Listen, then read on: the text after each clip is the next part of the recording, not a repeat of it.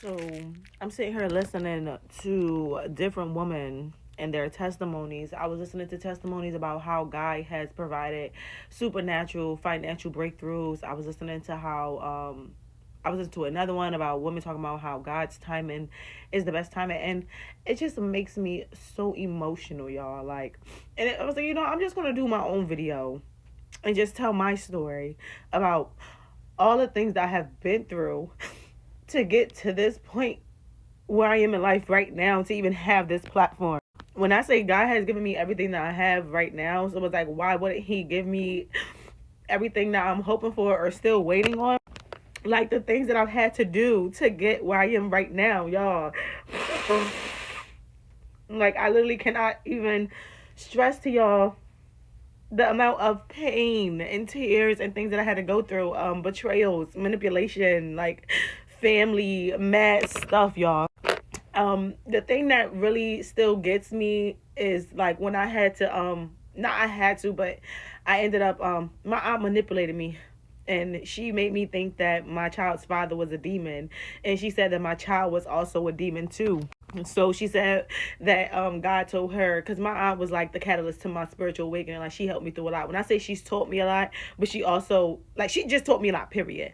And what she said was that I needed to give my son to his father and basically just leave my whole family. And she made me move in with her, y'all. And I did it. And I left my family. I left my mom, everybody. I just cut everybody off for almost 3 months. It was like 2.5 months. And um at the end of December going into 2022, y'all, she woke up one morning and switched up on me, y'all. She basically was like, yeah, you need to leave. Like, you need to get out. And I'm like, what do you mean I need to get out? Like, you made me leave my whole family. You made me stop talking to my mother. You made me give my son to his father. You made me like leave my family, because at the time me, my son, and his father was together. We was a family. We lived in a house together. Like, she tried to make us give up our apartment. Good thing that my son's father has great discernment, because he was like, I'm not doing that. Like, I'm gonna keep the house. Like, I don't give a fuck. We'll move in with you, but we're still gonna keep our house. So when she had kicked him out and my baby or whatever, that day when she had told me to leave, I'm like, well, where am I supposed to go? Like, you made me cut everybody off. You made me do all of this stuff. She's like, oh, I don't know. You can't call basically a man who raised me, and that was like my dad or whatever. So I ended up having to call them, and I called my dad, but I was too embarrassed to call my mom because I had stopped talking to her. But lo and behold, they made me come get me.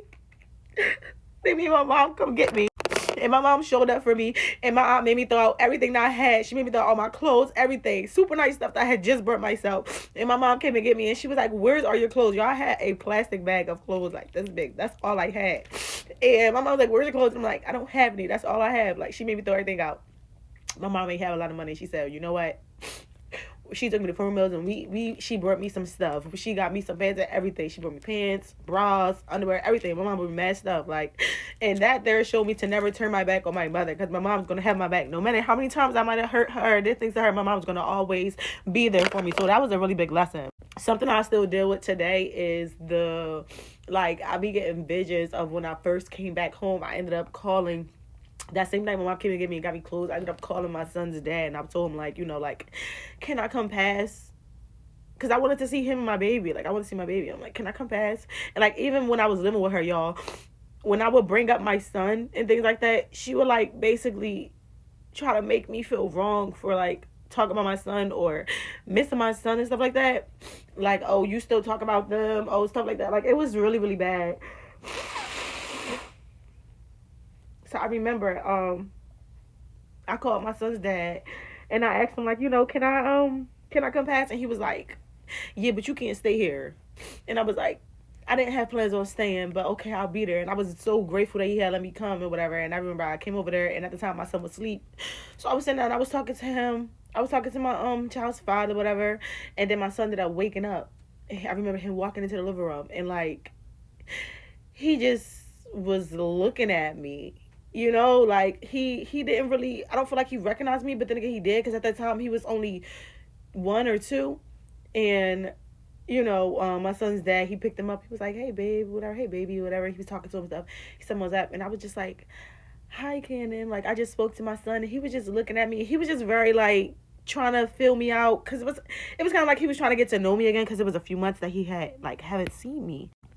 So Although my son's dad said I couldn't stay there, y'all, I ended up staying there. That very first night, I never left. When I say I never left, I stayed there.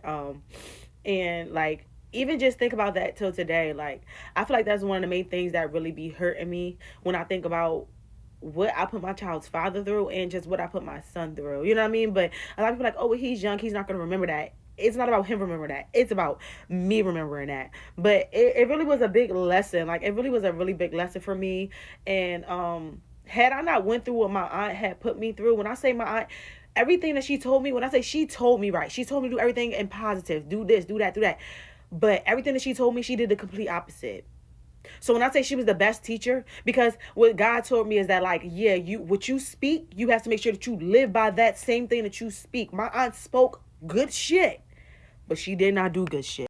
And I feel like it was like God kept telling me, like, Nazir, you're gonna be the witness. Basically, God made me be the witness to everything that she was going through. Like, my aunt made herself feel, she basically put herself on a pedestal. She made it seem like she knew more than everybody. She wasn't teachable. When I would learn things and I would try to tell her, like, my spirit was telling me, like, no, don't tell her nothing, because she's gonna basically make it seem like what you're telling her she doesn't need to know. Like, it was very, very excuse me, confirmation, very humbling experience. But everything that my aunt has told me, everything that she put me through, all the manipulation, all the hurt, all the, like, it just taught me to choose myself, trust my own discernment.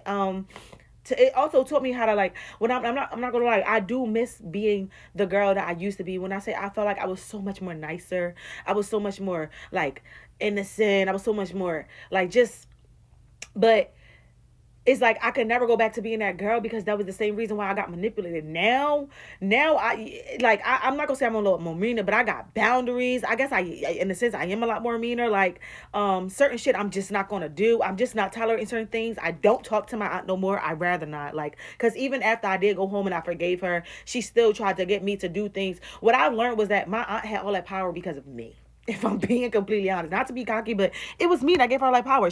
And then another thing too, she tried to destiny swap me. A lot of times she kept saying, like, we're gonna make so much money and this. I did not realize that when my aunt was doing, she was getting downloads about what was coming from me and claiming it as her own, y'all. To this day, I still be thinking about, like, what is my aunt doing to accumulate that amount of money?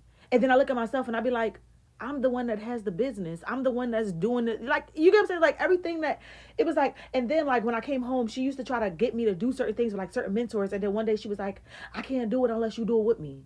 And that there was, and I love my cousin so much, y'all. My cousin, I love my cousin so much because she never had an issue with choosing herself. She never got an issue with checking somebody. She never got an issue with putting the motherfucker in their place. My cousin, like, Nazir, like, all 2022, my cousin said the quote for 2022 was, it's for self. It's for self. Because even though I was choosing myself, I still was people pleasing. Like, y'all, this, all I'm gonna say is that God, everything that God has put me through, I did not understand at the time being, and it hurt like hell. And at times, I still get sad about it. But had I not went through that, I would not be the person I am today, and I would not be walking in the shoes that I'm walking in now. Like, had I not went through those things, I wouldn't even be able to come on here and give y'all the messages that I give y'all. The stuff that I give y'all is from experiences. Like, I did not know how tapped into the divine that I was. Like, I remember one time I was laying next to my aunt on the couch. My aunt's very gifted. Don't get it fucked up. She's very gifted. She just was using her gifts in the wrong way. And I remember one time I was laying on the floor and she was sleeping on the couch, and she woke up out of her sleep like, your head is so chaotic. Like, basically, I was channeling so much, hearing so many different voices in my head, and I used to have these major headaches and, like, hearing stuff. And one day she just woke up and she just touched my head and she just turned it off.